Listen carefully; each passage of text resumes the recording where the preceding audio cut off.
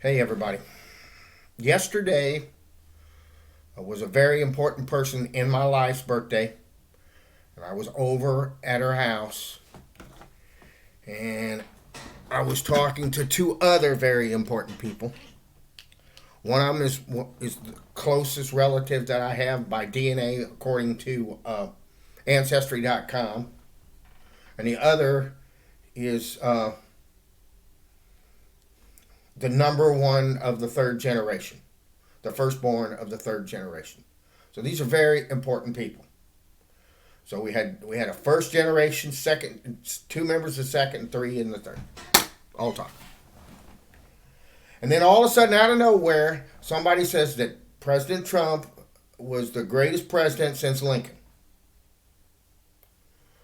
So I didn't realize, even me, I'm a smart guy. I was a history major for at least 2 years of my life, and I was not aware of what awful, vile man that Abraham Lincoln was, and how terrible he was, and what he did. I didn't know. I was ignorant. And it wasn't that I was ignorant because I didn't go to school, that I didn't take American history, that I didn't read a book. None of that.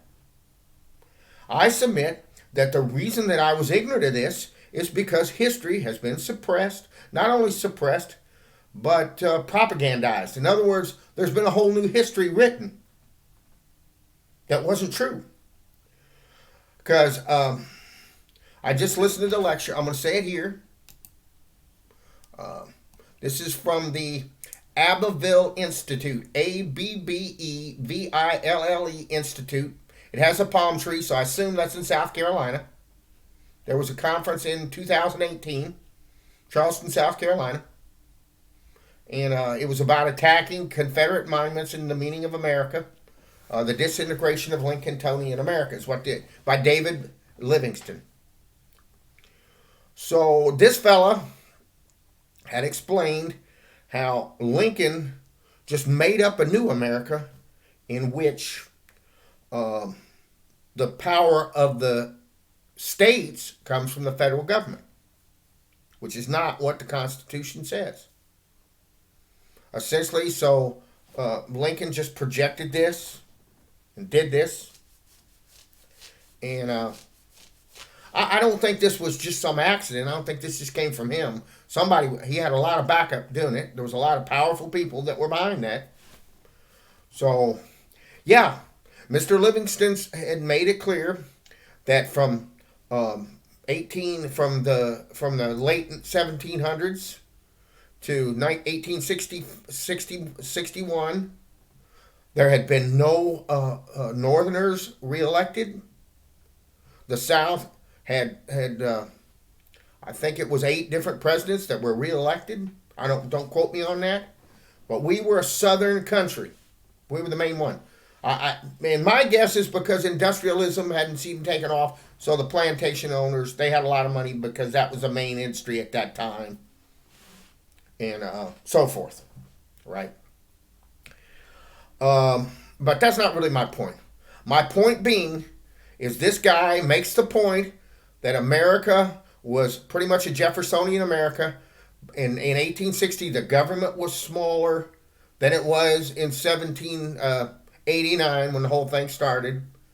And there were a lot of people there who appreciate, Jefferson and that states should be small. And then there was the Lincolnians that said that we need a great big country run from afar. Okay.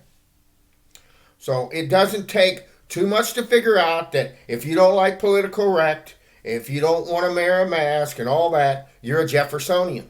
That's what you are. You believe in Jefferson. You believe that a state should be its own boss. We don't need all this stuff. We need to get smaller. While the people who like Lincoln are people who, they're the people who want to boss you around and be the boss and so forth. So that's what's going on in America today. All right. Now, and that's going to be a source of conflict. And at the time, he made a big deal. He talked a lot about that Clinton was the first one who really pushed this, that he was the first um, um, Lincolnian, that he wanted this cultural Marxism. All that stuff is just Lincoln. It's all Lincoln. It's not socialism. It's not communism. It's Lincoln. All right? That's how they keep the right from understanding who they are and doing this. All right? So, what do I get from all this? I just believe that we in America need to form our own Switzerland. It can't be a Southern-based thing. I don't think that should be what it's about, because that's already happened. The Confederate flag, the Southern, the Lincoln, the anti-Lincoln, the Jeffersonianism is moved out of the South. It's all over the country. In fact, there may be sections of the South that are more Lincolnian than sections of the North. Like here in West Virginia, the people at least think they're Jefferson. They don't want anybody bothering them. This whole "don't tread on me," this whole idea. We need this. Now, is this going to happen? I don't know. I don't know if this is going to happen. I know this is not happening by accident. It's going to keep happening. It's just like when you get old, you can go to the doctor all you want, take all the shots you want, take B12, take steroids, whatever you want. You're going to get old and die. Period. Now, I'm not against that. I think that's okay if you want to do that. Live as long as you can, have a life. But this is all going somewhere. So I guess what I'm trying to say is that all this stuff about communism and so forth, that's not really germane to us. What's germane is Lincoln and what he did, and these people who want to make the all-powerful state, who want central banking, who want to just print money and do all this stuff and not have people live like a family and take care of themselves and live in a society. All right? That's what we want to do. And the other people don't want to do it. Now, who's going to win? I don't think anybody's ever going to win. All right? Because I think the power of technology is great, and the power of the earth to take care of you is great. There are powers, and it's going to continue on.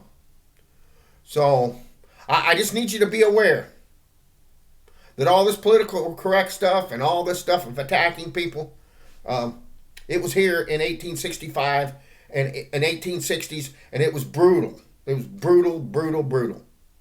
Pretty much the same thing happened to us that happened in World War II.